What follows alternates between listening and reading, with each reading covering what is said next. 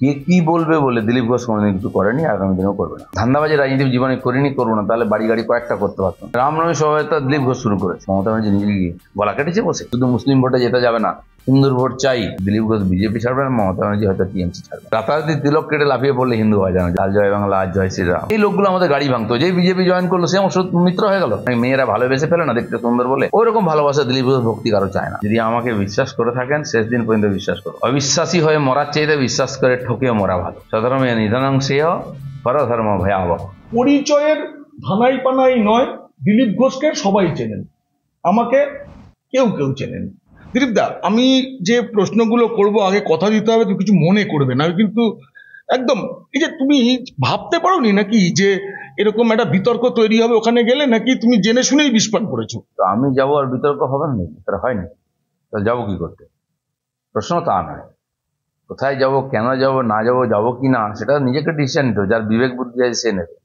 কে কি বলবে বলে দিলীপ ঘোষ কোনোদিন কিছু করেনি, আগামী দিনেও করবে না। কিন্তু দল সেভাবে ঘোষণা না করলেও, কোনো পলিসি না জানালেও, এই মন্দির বলা হচ্ছে যে কে সেটা কালচারাল সেন্টার, অতএব সেটাতে খুব একটা দেখানো হবে না। জগন্নাথ ধাম কেন নাম দিয়েছে, এটা বিতর্ক চলছিল। সেখানে যদি না যেতে কি মহাভারত অশুদ্ধ হতো? ওই একদিন না গিয়ে পরের দিন গেলে। গেছি তো কি মহাভারত শুদ্ধ হয়ে গেছে? দিলীপ ঘোষ গেছে, জগন্নাথকে প্রণাম করেছে, সপরিবার গেছি, মুখ্যমন্ত্রী ডেকেছেন। আচ্ছা, এই মুখ্যমন্ত্রী তার পার্টির লোককে কাউকে কোনোদিন ডাকে? কাউকে কাছে বসতে দিয়েছে? কাউকে ছাড়তে যান? তিনি সৌজন্য দেখিয়েছেন। আমার কি যায় আছে সৌজন্য দেখাতে? তার খাই না পড়ি আমি। কেউ বলতে পারবে দিলীপ ঘোষ কাউকে এক পয়সা নিয়েছে, কাউকে একটা অ্যাপয়েন্টমেন্ট চেয়েছে? দিলীপ ঘোষ বিবেক যেটা বলে সেটা কাজ করে। আমার রাজনীতি বিবেকে। ধান্দাবাজি রাজনীতি জীবনে করিনি, করবো না। তাহলে বাড়ি গাড়ি কয়েকটা করতে পারতাম। কৃষ্ণ মন্ডল বা পার্থ চ্যাটার্জি আমিও হতে পারতাম। আপনার টিভিতে ছবি দেখতাম, ওইভাবে নয়।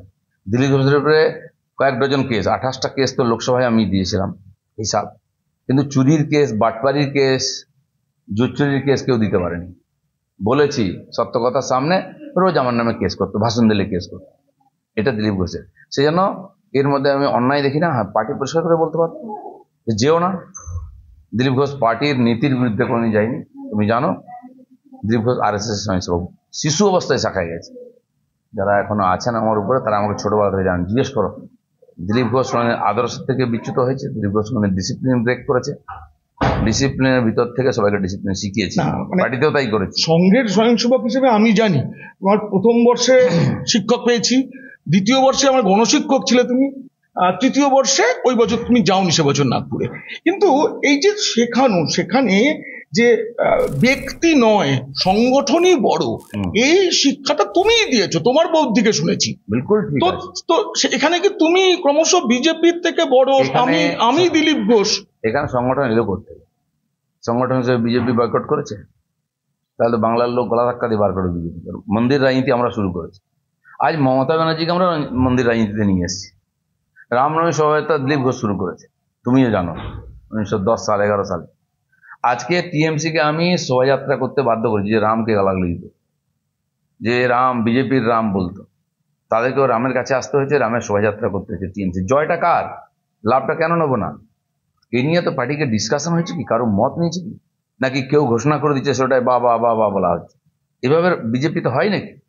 কে একজন এজেন্ডা ঠিক করে দেবে, কে একজন রাস্তায় দাঁড়িয়ে বলে দেবে, কে একজন ওখানে গিয়ে বলে দেবে? এটা হতে পারে না।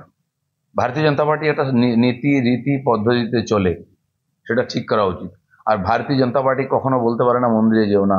কে মন্দির বানিয়েছে, কোন ঠাকুরের মন্দির, কার টাকা? আমরা দেখে যাই দেশে এত বড় বড় মন্দির হয়। এখানে টিএমসির বড় নেতারা দুর্গাপূজা করেন, আমরা সবাই জানি।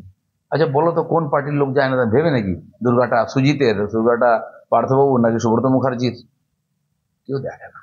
সেই জন্য বড় পার্টির থেকে ছোট মন করার দরকার কি? যদি না যেতাম তাহলে কি হতো? হিন্দুদের শ্রদ্ধাঞ্জলি হয়ে যেত। দিলীপ ঘোষ মালদায় সভা করেছে, জঙ্গিপুরে গিয়ে রাত্রে থেকেছে, পালিয়ে আসেনি, ভিজিট করে ছবি তুলে আসেনি, থেকেছে, চা চক্র করেছে, পাড়ায় ঘুরেছে, ওখানে জনসভা করে তার জবাব দিয়ে এসেছে। দিলীপ ঘোষকে লোকে হিন্দু নিতে হবে। আমি হিন্দুত্ব বুঝি, মন্দির বুঝি। তো সেই জন্য কারো যদি মনে হয় এই হয়ে গেছে, ওই হয়ে গেছে, রাজনীতি এসব চলতেই না। না, হিন্দুত্বের কথা বলছি, মুর্শিদাবাদ, মালদা, সেখানকার বিজেপি কর্মীরা তো মনে করছে তাদের ওপর যে সন্ত্রাস চলেছে, জিহাদি সন্ত্রাস চলেছে, তাদের মদত দিয়েছে রাজ্য সরকার। এই মুখ্যমন্ত্রীর বিরুদ্ধে তাদের রাগ। সেই মুখ্যমন্ত্রীর সঙ্গে তাদেরই নেতা, তাদের প্রিয় নেতা ছবি তুলছেন পাশাপাশি বসে। মুখ্যমন্ত্রীর আমলে 250 বিজেপি কর্মীকে হত্যা করা হয়। মমতা ব্যানার্জি নিজে গিয়ে গলা কেটেছে বসে। যে নেতারা আমার পার্টিতে এসেছে তারাই, তাদের হাতেও অনেকের খুন লেগে আছে, তাকে আমরা ব্রাত্য করে দিয়েছি? নাকি আমার নেতারা মুখ্যমন্ত্রীর সঙ্গে দেখা করছেন না, আমার হোম মিনিস্টার, প্রাইম মিনিস্টার দেখা করাচ্ছেন না মুখ্যমন্ত্রীকে যে তুমি আমাদের বিজেপি কর্মীকে খুন করেছো? দিলীপ ঘোষের দরকার পড়েনি যেতে, যায়নি। যেদিন আমি বিধায়ক হিসাবে বিধানসভায় যাই 16 সালে, যেদিন ওখানে সরকারের শপথ গ্রহণ ছিল, তখনও আমাদের উপরে আক্রমণ হয়েছিল। দিলীপ ঘোষ শপথ গ্রহণে যায়নি মিষ্টি খেতে, দিলীপ ঘোষ কালীঘাটে অভিযান করেছিল। যারা ভুলে গেছে আমি তাদেরকে মনে করি দিচ্ছি, এখনো ভিডিও পাওয়া যায়। সেই জন্য যেটা আমি করেছি আমার বিবেকের তাড়নায় করেছি। আর আমি 1 ইঞ্চি ফাঁক দিন লড়াই। দিলীপ ঘোষ গিয়ে বিধানসভার ভিতরে বসিয়ে মমতা ব্যানার্জি যখন বিশ্ব হিন্দু পরিষদ RSS কে গালাগালি দিয়েছেন, দাঁড়িয়ে চোখে চোখ রেখে প্রতিবাদ করে বলেছে যে আপনার অধিকার নেই, কি RSS করবে, কি বিশ্ব হিন্দু পরিষদ বাংলায় চলবে কিনা এটা বলার অধিকার নেই, আপনি আপনার কাজ করুন। আর আগে বলার হিম্মত হয়নি কারো। তখন যারা আজকে আমাকে জ্ঞান দিয়েছেন তারা কিন্তু তার ডান দিকে বাম দিকে বসছিল। তখন হিন্দুত্ব ছিল না, তখন সনাতন ছিল না। তখন আমি বিজেপি করতাম। বিজেপি কর্মীদের মৃত্যু সেটা কি পার্টি দেখে হয় নাকি? কেন প্রতিবাদ করেনি কেউ? আর যারা বলছেন তাদের ভিডিও দেখুন, বাজারে চলছে। হিন্দু মুসলমান দাঙ্গা হয়েছে ব্যারাকপুরেতে, আমিও গেছিলাম। পরে শ্রমিক ভট্টাচার্য, আমাদের সিনিয়র লিডাররা গেছিলেন হিন্দুদের বাড়ি দেখতে। তাদের কি ভাষায় গালাগালি দিয়েছে, কে দিয়েছে ভিডিও দেখে নে। না, আমি বলছি জয় শ্রীরাম শুনলে মমতা বন্দ্যোপাধ্যায় সেটাকে বলেন আমাকে গালাগাল দেওয়া হচ্ছে। যখন অযোধ্যায় রাম মন্দির উদ্বোধন হয়েছে উনি তো সৌজন্য দেখিয়ে যাননি। মোদিজি বা রাম মন্দির যারা করেছিলেন, মোদিজি হয়তো নিমন্ত্রণের কার্ড এসেছিল, উনি তো সৌজন্য দেখাননি। তুমি অধম বলে আমি উত্তম না হইব কেন? আমাদের পার্টি বারবার, যখন আমি তার সম্বন্ধে কিছু শব্দ প্রয়োগ করেছিলাম না, খুব কন্ট্রোভার্সি করেছিল মিডিয়া, অনেকে বিরোধী হবে, আমার পার্টিও বলেছিল এটা আমাদের রীতি নয়, তাকে বিলো দ্য বেল্ট বা এই ধরনের ব্যক্তি আক্রমণ। টিএমসি যেটা করতে পারে সেটা আমরা করতে পারি না। তো আমি কি টিএমসির কালচার শিখবো না? আমি আমার কালচার টিএমসিকে শিখবো? এটা আমরা শিখিয়েছি টিএমসিকে, চলো রাম নবমীর আন্দোলন করো। উনি বাধা দেওয়া সত্ত্বেও লোকে গেছে রাম মন্দিরে, উনি বাধা দেওয়া সত্ত্বেও লোকে কুম্ভ স্নান করতে গেছে। কার জিত হয়েছে? নৈতিক জিত তো বিজেপির হয়েছে। আমরা হিন্দুত্ব শিখিয়েছি, আমরা মন্দির শিখিয়েছি, আমরা রাম নবমী শিখিয়েছি। এটা গর্ব করা উচিত যে আমাদের ইস্যুতে তাকে নিয়ে আসতে বাধ্য করি। শুধু মুসলিম ভোটে যেতে যাবে না, হিন্দুর ভোট চাই। আর আমরা তো হিন্দুপন্থী, মন্দিরপন্থী আছি, আমাদের সে লাভ নেওয়া উচিত। তাহলে কি আমি ধরতে পারি যে রাম মন্দির উদ্বোধনে অযোধ্যায় মমতা বন্দ্যোপাধ্যায় গেলেন না, তার সেই বার্তাটা যে আমরা ওই রকম নয়, সেই বার্তাটা দিতেই দিলীপ ঘোষ গিয়েছিল মমতা ব্যানার্জিকে? আমি আমার সৌজন্য দেখিয়েছি, কেউ না দেখালে বয়ে গেছে আমার। দিলীপ ঘোষ সৌজন্য ভুলবে না। বলো কোনো নেতার সঙ্গে, কোনো মানুষের সঙ্গে কোনোদিন অসৎ ব্যবহার করেছি আমি? রাজনৈতিক কারণে অনেক কথা বলতে হয়, কিন্তু সৌজন্যের ক্ষেত্রে আমি বিধানসভায় ছিলাম, প্রত্যেকটা বিধায়ককে জিজ্ঞেস করতে পারবো। সংসদে গেছি, ওখানে ম্যাক্সিমাম সংসদের সঙ্গে ম্যাক্সিমাম পরিচয় ছিল। পার্টি কোন পার্টি আমি জানতাম না।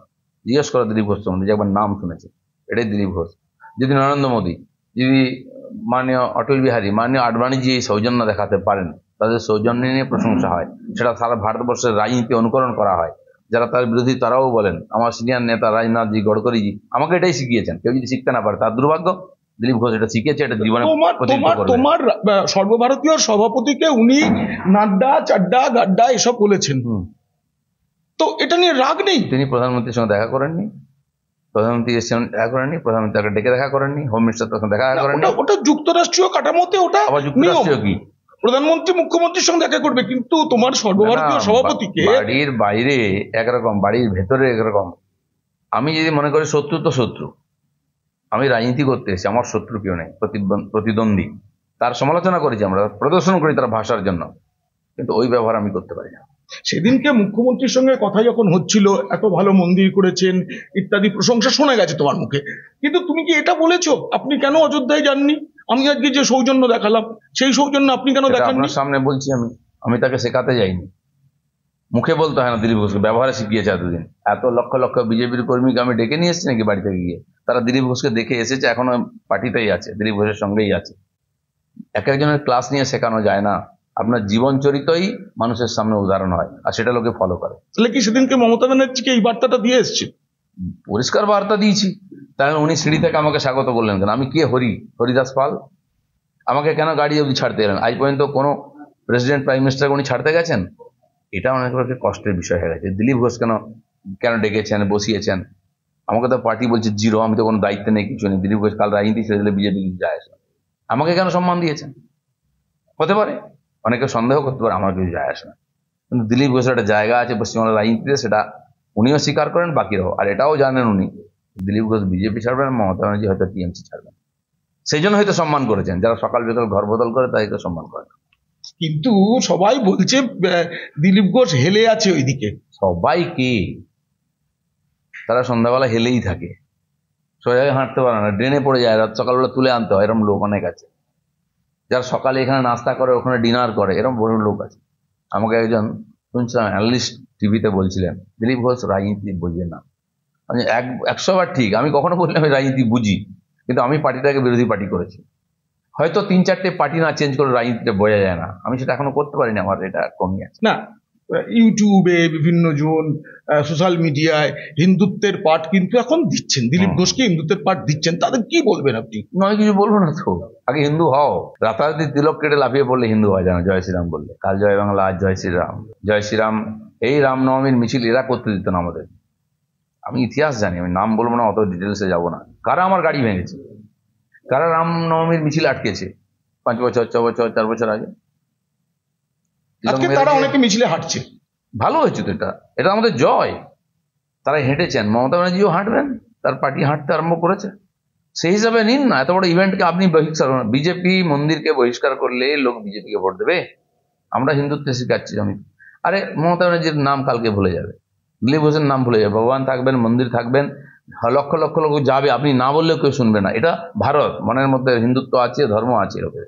সেটা ধর্মের অনুসরণ যে করছে সেই থাকবে এখানে। মমতা ব্যানার্জি সেই লাইনে আসছে না। তুমি যত যাই বলো, তোমাকে, তোমার গ্রহণযোগ্যতা শুধু কিন্তু বিজেপি কর্মী, সংঘের স্বয়ংসেবক এদের মধ্যে নয়। সংঘের বিচার পরিবার, তাদের পরিবার, মায়েরা, তারা তোমাকে নিজের ছেলের মতো প্রচুর মানুষ এই বাংলায় আছে। তারা কিন্তু আঘাত পেয়েছে। তুমি জেনে বা না জেনে হোক তাদেরকে আঘাত দিয়েছো, এটার জন্য কি তুমি মর্মাহত? ও মলম আমি লাগিয়ে নেবো। যে দিলীপ ঘোষকে বিশ্বাস করে, খালি মন্দির মসজিদ দিয়ে বা জগন্নাথ মন্দির বিশ্বাস করে না। দিলীপ ঘোষ কি তারা বহু বছর ধরে দেখছে। আমার মনে হয় না তাদের হৃদয়ে আমার জন্য কোনো জায়গা কমে গেছে। যদি কেউ ভুল বোঝে, আমি তার ঠিক করি। দিলীপ ঘোষের জীবন প্রথম 40 বছর আগে বাড়িয়েছিলাম, তখন যেমন ছিল আজও আছে। যদি বুঝতে না পারে, সে দিলীপ ঘোষকে না বুঝে সমর্থন করছে বা আবেগে করছে, আমার দরকার নেই। তুমি ভালোবাসো, ধন্যবাদ। আমি অন্ধ ভালোবাসা কারো কাছে চাইনি, অন্ধ ভক্তি কারো কাছে চাইনি।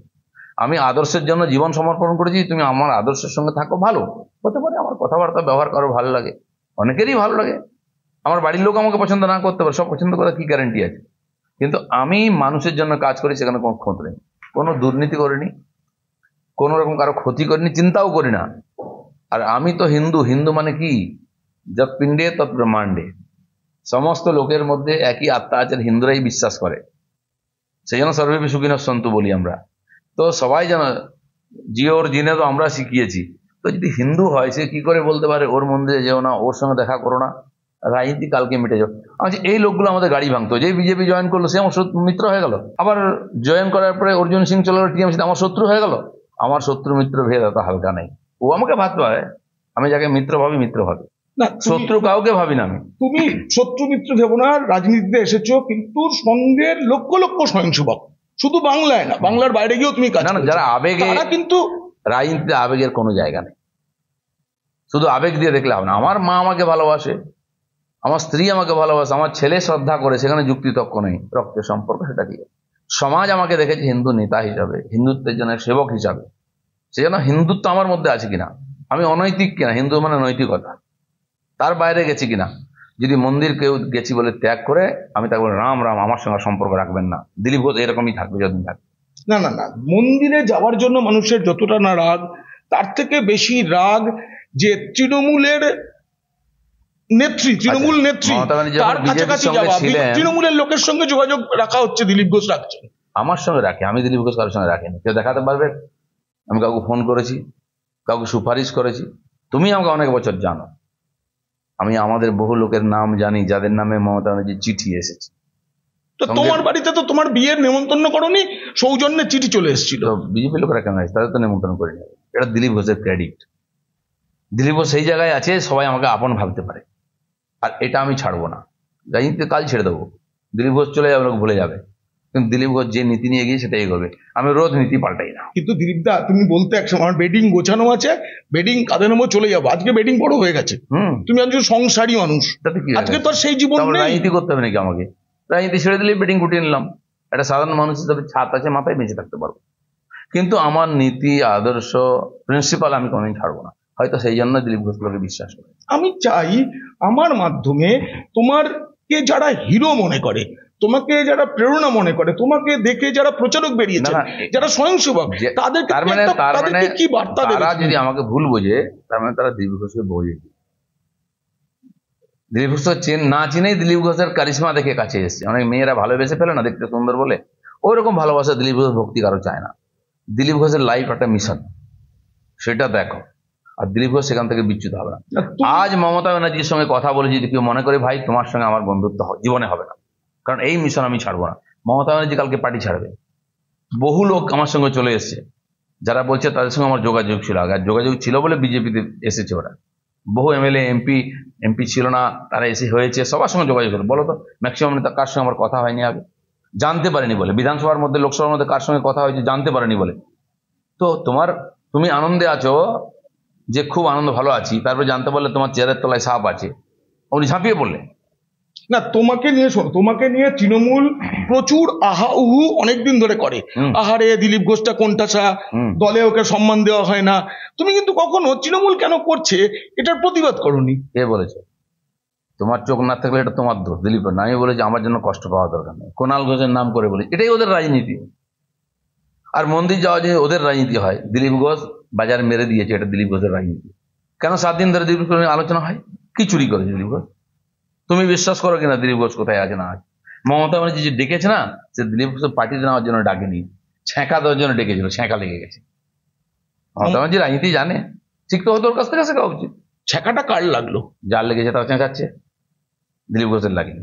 না, যাদের ছ্যাঁকা লেগেছে তারা তো দিলীপ ঘোষের লোক। কেন লাগলো? তাদের তো দিলীপ ঘোষ আদর্শ শিখিয়েছে, হিন্দুত্ব শিখিয়েছে। ভাই কাল পর্যন্ত ওই লোকটার বাড়িতে খেয়েছে দিয়েছে, থেকে সব সুবিধা নিচ্ছ, ঘর সংসার করেছে ওর পয়সায়। যেই ছেড়ে দিলে বা কোনো কারণে একটু দাম দরে কম বেশি হলো, টিকিট হলো না, চলে এলে তাকে গালাগালি তুমি নেতা হচ্ছে, কি ধরনের আহাম্মক? দিলীপ ঘোষের কোনোদিন মমতা ব্যানার্জিকে দরকার হয়নি। দিলীপ ঘোষ তখন সিপিএম কংগ্রেসের বিধানসভায় ছিল 70-75 জন, কারোর দম ছিল না, তারা ওয়াকআউট করতো, দিলীপ ঘোষ দাঁড়িয়ে ভাষণ দিয়ে চোখে চোখে কথা বলতো। সেখান থেকে দিলীপ ঘোষ, নাহলে দিলীপ ঘোষ কেমনি মেনে নিচ্ছিল ওকে? আমি তোমাকে মানে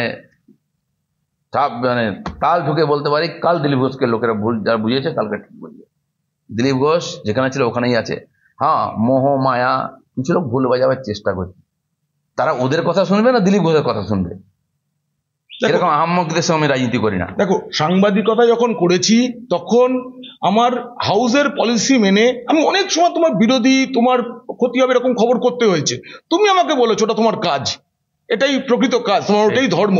আমি 2টো সাদা বাড়ি কলকাতার 2 দফায় 2 জায়গায় চাকরি করেছি। তুমি সবসময় বলেছো খারাপ সময় গেছে, স্টেডি থাকো। আমারও তো হতাশ লাগার কারণ আছে যে দিলীপ ঘোষ কি আজকে হতাশার থেকে। শোনো ভাই, ওই ধরনের মন্দ বুদ্ধিদের আমি নিজের লোক মনে করি না। যারা কারোর সঙ্গে চা খেলাম, কারোর সঙ্গে গল্প করলাম, তো আমি তার হয়ে গেল। দিলীপ ঘোষের রংটা এত পাকা না, কেউ সরাতে পারবে না। যাদের পাকা নেই, যাদের মন পাকা নেই, তাদের এই সমস্যা আছে। কেন আমি সবার জবাব দিতে রাজি নয়। আমি আগেও এরকম সংকটে ফেলা হয়েছে আমাকে, তখন তো বাইরের লোকরা সমালোচনা করে। অনেক বুদ্ধিজীবী তারা কোথায় আছে বাজারে, যারা দিলীপ ঘোষকে সকাল থেকে গালাগালি, তো অনেক চ্যানেলে অনেক অ্যানালিস্ট, অনেক নেতা, তারা কোথায় আছে? দিলীপ ঘোষ আছে, পার্টিকে জায়গায় দাঁড় করিয়ে দিয়ে এখনো পার্টি সেবা করছে। যতদিন পার্টির দরকার হবে আমাকে, আমি আছি। না, সেদিনকে দেখো দিলীপ ঘোষের চা চক্র মানে হই হই পড়ে, আমি অনেক জায়গায় উপস্থিত থেকেছি। সেদিন যখন ওই ঘটনাটা ঘটছে, চা চক্র করতে পারলে না, এটা আমারও লেগেছে, আরে দিলীপ ঘোষের মতো পলিটিশিয়ানটা করতে পারলো, এটা তো আরো হবে। এবার তো জেলায় জেলায় গিয়ে হবে, কি করে সামলাবে সেটা? দিলীপ ঘোষের উপর ছাড়ো না, 2টা চোর চামার এসছে অন্য পার্টি থেকে, তারা চিৎকার করছে, যারা টিএমসি থেকে আমাকে কালো ঝান্ডা, তোমরা চেনো না, আমি চিনি ওদের। 21 বিজেপি, তারাই আমাকে আগে ঝান্ডা দেখিয়েছে, গাড়ি ভেঙেছে, এখন তো তাও করেনি। দিলীপ ঘোষ এদের উপর দিয়ে হেঁটে এগিয়ে গেছে। অর্জুন সিং, আমি তাকে বন্ধু বলেছি, ও কি বলে আমি জানি না। আমার ডায়াস ভেঙে গুঁড়িয়ে দিয়েছে, মিটিং করতে দেবে না। আমি গাড়ির উপরে মিটিং করেছি, আমাদেরকে আধলা ইট নিয়ে তাড়া করেছে। কাদের দিয়ে? মুসলমানদের দিয়েছে, আবার চনাতনি হয়ে গেছে। আমার একজন বডিগার্ড ছিল, সে বন্দুক বার করেছে, সাইকেল ছুঁড়ে মারছে, ইট ছুঁড়ে মারছে। জিজ্ঞেস করো, দম থাকলে মেনে নিক। তার উপর দিয়ে দিলীপ ঘোষ হেঁটে এসে জমিদারি ভেঙে দিয়েছে। জমিদার আছে, জমিদারি নেই আজকে, এরকম বহু লোককে। দিলীপ ঘোষ কি করে লড়াই করতে জানে, সে ভেতরে হোক। যেদিন আমি পার্টিতে যোগ দিয়েছি, প্রেসিডেন্ট হয়েছি, আমাকে ফুল বিশি দিয়েছিল কেউ? আমি পার্টির ভেতরে কি আমার বিরোধিতা হয়নি? আমি এবার যে প্রশ্নটা করবো তা তুমি রেগে যেতে পারো, কিন্তু জবাব না, রেগে যেতে পারো, আমি আগে থেকেই বলে নিচ্ছি। তোমার বিবাহে সকলের শুভেচ্ছা পাঠিয়েছেন, মমতা ব্যানার্জি পাঠিয়েছেন, শুভেন্দু অধিকারী আলাদা করে পাঠাননি। রাগ হয়েছেন, অভিমান হয়েছে? আমি কারো শুভেচ্ছা আশাই করিনি। অনেক লোক ফোন করে, দাদা আমি আসছি, আমি আইসক্রিম নিয়ে আসছি, আমি মিষ্টি নিয়ে আসছি, আমি গেটে ঢুকতে দেবে না কাউকে। প্রিন্সিপাল আমি, আমার মা ছিলাম উপরে, আর যাকে বিয়ে করি তিনি একা বাড়িতে ছিলেন, তার ছেলে চাকরি করেছে বাইরে, তার মামা বাড়ির লোক নিয়ে এসে ওদেরকে নিয়ে এসে, আমি কাউকে দরকার নেই। এবং তুমিও জোর করে ঢুকে পড়েছিলে, দেখে গেছো। আমি জোর করে না, আমার নিমন্ত্রণ আগে থাকতেই ছিল। আগেই করেছিলে। আটকালেও আমি যাবো বলে, ইডেনে খেলার দিনই বলেছিল আসবে কয়েকজন। যাই হোক, 2-3 জন তো ছবি তোলার লোক লাগে না, জল খাওয়ার লোক লাগে না। তার জন্য আমি এই কন্ডিশনে তোমার সঙ্গে ছিল, ছবি তুলবে আর দেখা হবে। অনেকে নিদ বড় বলেছে। নাহলে আমার যারা রিপোর্টারের বাইরে বসেছিলেন অনাহুত হয়ে, তাদের জল মিষ্টি বাইরে খাইয়েছি, মানে আমি বেরোবো না, তোমরা ঢুকবে না। তাদেরকে ছবি দিতে হবে যাতে ওরা নিরাশ না হন, সেই জন্য তুমি এসেছো, তুমি করেছো। থাকে কজন ছিল, তুমি তো ভেতরের খবর জানো। দিলীপ ঘোষ সবার কাছে গিয়ে বুঝিয়ে বলবেন আমি কি। 40 বছর চলে গেছে, যা বোঝা বুঝিয়ে গেছে। দিলীপ ঘোষ যা আছে সেটাই থাকবে, তার পছন্দ হোক নেবে, নাহলে নেবে না, বাজারে আছে। আচ্ছা, আর একটা কথা বলি, দিলীপ ঘোষ মানে হিন্দুত্বের নেতা বাংলায়। প্রথম হিন্দু জাগরণ মঞ্চ থেকে রাম মন্দিরের এই রামনবমীর মিছিল বেরোচ্ছে, সেখানে অস্ত্র। আজকে কিন্তু আমার কথা, কোনো পদে ছিলাম বলে নেতা হয়নি দিলীপ ঘোষ। যখন ক্যানিং এ দাঙ্গা হয়েছে, একটা গ্রাম পুড়িয়ে দেওয়া হয়েছে নলিয়াখালী, আমি গেছি ওখানে। এখানে দেগঙ্গায় যখন দাঙ্গা হয়েছে, কাঁচকল থেকে বেলেঘাটা থেকে পুরো 3-4-5 কিলোমিটার জ্বালিয়ে দেওয়া হয়েছিল, দোকান পুড়িয়ে দেওয়া হয়েছিল, তখন আমি গেছি। তখন দিলীপ ঘোষকে কেউ চিনতো না, কিন্তু ওখানকার লোক তখন চিনেছে, এখনো মনে রাখে দিলীপ ঘোষ। এবং বহু জায়গায় এরকম হয়েছে, বম ব্লাস্ট হয়েছে, ঘটনা হয়েছে, দিলীপ ঘোষ পৌঁছেছে। তখন মিডিয়া ছিল না, আমাকে চিনতো না, আমি নেতা ছিলাম না। তখন থেকে আমি হিন্দু সমাজ যখন কষ্টে পড়েছে সেখানে পৌঁছেছি, নাম নিয়ে নিয়ে বলতে পারি একটা গ্রামের। তো ঠিক আছে, রাজনীতি আসার পর লোকে চিনে, সেই কাজ সেভাবেই করে যাচ্ছি। আমি বললাম তো, মালদা মুর্শিদাবাদে গন্ডগোল হয়েছে, যেদিন গন্ডগোল শুরু হয়েছে আমি মালদায় ছিলাম, এবং মাঝখানে গিয়ে জঙ্গিপুরে রাত্রি থেকে লোকের সঙ্গে দেখা করে এসেছি। সেই জন্য না, এটা তো কেউ সার্টিফিকেট আমি দেখাবো না কাউকে, এটা অস্বীকার করে তোমাকে আমি গেছো দাদা বলতাম। কখন মমতা ব্যানার্জির সঙ্গে যদি দেয়, মমতা ব্যানার্জি আমাকে ডাকে কেন, আমার স্ত্রীকে কেন চিঠি দিয়েছে, বিশেষভাবে আমাকে আমন্ত্রণ করে কেন, জিজ্ঞেস করুন। উনি মুখে হাত দিয়ে বলেন দিলীপ ঘোষ কোনোদিন টিএমসি করবে না। কেন? এই জন্য দিলীপ ঘোষের আলাদা সম্মান আছে, তার পার্টির লোকেরা সে সম্মান পায় না। মন্ত্রী আমার সঙ্গে ছবি তুলতেছে কেন? আমি কাউকে ডাকি না, আমার দরকারও নেই। আমি তো সাধারণ লোকের সঙ্গে ছিলাম, সাধারণ লোকের সঙ্গে থাকবো, আমার জীবনযাত্রাও সাধারণই আছে। সেই জন্য যদি কেউ মনে করে তাকে কনভিন্স করতে হবে, আমার কোনো দায় নেই কাউকে কনভিন্স করার। কনভিন্স আমার জীবনটাই করেছে। দেখো, অক্ষয় তৃতীয়ার আগের দিন পর্যন্ত বিজেপির কর্মীদের একটা বড় অংশ আবার দিলীপ দাকে সভাপতি চাই বলছিলেন, সেই স্বর এবার কমে যাবে বলেই আমার মনে হয়। কাঁচকলা দিলীপ ঘোষের, আমি চাইনি কিছু, আমার কাছে পার্টি সব দিয়েছে, আমার চাওয়ার দিন শেষ হয়ে গেছে। আমাকে পার্টির মিটিংয়ে ডাকা হয় না, করা হয় না, তবু আমি বিজেপিতে আছি। আমাকে জোর করে অন্য জায়গায় লড়তে পাঠানো হয়েছে, আমি চলে আসতে পারতাম। খালি সঙ্গের লোকেরা পাঠিয়েছেন, তারা বলেছেন তোমাকে থাকতে হবে। দিলীপ ঘোষের ডাল রুটি লাগে না রাজনীতি থেকে। আর যদি ডাল রুটি নিতাম না, আমি ডাল রুটিতে আটকে থাকতাম না। 2-4টা ফ্ল্যাট, বাড়ি, এই শেষ সময়ে এসে 8 বছরের কামানো টাকা এবং লোন নিয়ে আমি বাড়ি করেছি। কারণ কি, আমি জানি শেষ জীবনটা কি হবে ভগবান জানে। আমি তপন শিকদারকে দেখেছি কি অবহেলায় জীবন গেছে, এবং তার চরিত্র নিয়ে টানাটানি হয়েছে। তো রাজনীতিতে চরিত্র নিয়ে টানতে পয়সা লাগে না, পয়সা আর মহিলা নিয়ে যা ইচ্ছা বলে দাও। কেউ দাঁড়িয়ে চৌরাস্তায় দিলীপ ঘোষ সম্বন্ধে এই দুটো কমপ্লেন করুক। দেখো, বিজেপির এখন 3টে মুখ, তুমি, সুকান্তবাবু, শুভেন্দুবাবু। এই তিনটে মুখের মধ্যে তৃণমূল চাইছে এই কামানগুলো মুখোমুখি হয়ে যাক, সেটাও কিন্তু কিছুটা সফল হয়েছে। বারবার তুমি সেদিন দীঘায় দাঁড়িয়ে যে সকালবেলা আক্রমণ করেছো, অনেকের গায়ে লাগার মতো কথা বলেছো, তো এইগুলো কি এখন মীমাংসা করে অনেকে ঠিক কেন করা আমাকে না? আক্রমণ করলো? তাদেরকে অধিকার দিয়েছে। আমাদের সভাপতি নাই, যিনি পার্টির নীতি নিয়ন্তা, দিল্লির নেতারা নাই, সব জানতা গামছাওয়ালা হয়ে গিয়ে দিলীপ ঘোষের বিরুদ্ধে কামান দাচ্ছে কারা? যারা পেছনে কাদা লেগে আছে। দিলীপ ঘোষ কিন্তু বাড়ি ঢুকে যাওয়ার লোক নয়, অত বড় টিএমসির নেতা মন্ত্রীকে ধমকি দিয়েছে, তার ভিতরে পাড়ায় ঢুকে গেছে, জমিদারি ভেঙে দিয়েছে। তুমি কে হরিদাস পাল, বিজেপির পয়সায় খাচ্ছ, নেতা এমএলএ এমপি হয়েছে, দিলীপ ঘোষকে চ্যালেঞ্জ করছো, পার্টিটা আমি দাঁড় করিয়েছি তাই অনেকে এমপি হয়েছে। তো সে বলার অধিকার আছে। আমি শেষ দিন পর্যন্ত বলবো, পার্টি তাড়িয়ে দিলে ঝামেলা মিটে যাবে, তোমার রাজনীতি নাই, ঝগড়া না নেই। না, ওকে তাড়াবার কথা কেউ ভাবছে না, তুমি চলে যাবে কিনা সেটা নিয়ে অনেকের আশঙ্কা রয়েছে। আমি খালি ভাই শেষ আশঙ্কায় করবো। বেঁচে থেকো না, ওই রকম জীবনযাপন দিলীপ ঘোষ করেনি, তুমি করো না। তার চেয়ে মরে যাওয়া ভালো, যে অশঙ্কার সন্দেহ নিয়ে বাঁচে। আমার পরিবারের লোক তাই বলবো। না না, আমি সেটা বলছি না। আমার মনে হয় এই যে সবাই বলে যে লড়াই, দিলীপ বনাম শুভেন্দু, শুভেন্দু বনাম সুকান্ত, সুকান্ত বনাম দিলীপ, এই লড়াই টড়াই মেটানোর জন্য তোমরা তিনজন মিলে যদি মন্দারমণি দীঘার দিকে যেও না, বিতর্ক বা একটু দার্জিলিং একটা, না, এটা না, 3 দিন 4 রাতের একটা যদি ট্যুর সবার হয়। সবার মন রাখার জন্য রোজ একবার গলায় হাত দিয়ে হাঁটতে হবে তো। না না না, আমি 3 দিনের আমি 4 রাত। তোমাকে একটা অন্য অ্যাঙ্গেল বলছি।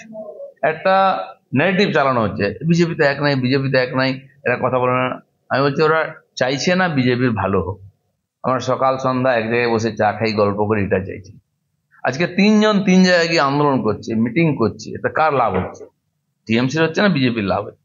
যারা চায় না এরা ছুটে দৌড়ে সারা বাংলায় দৌড়ুক, এত বড় রাজ্য, আমাদের বিরোধী দল, আমাদের যেতে হবে। মমতা ব্যানার্জি না গেলে হবে, তার পুলিশ আছে, তার গুন্ডা আছে, তার লোক আছে, কন্ট্রাক্টর আছে। আমাদের কি আছে?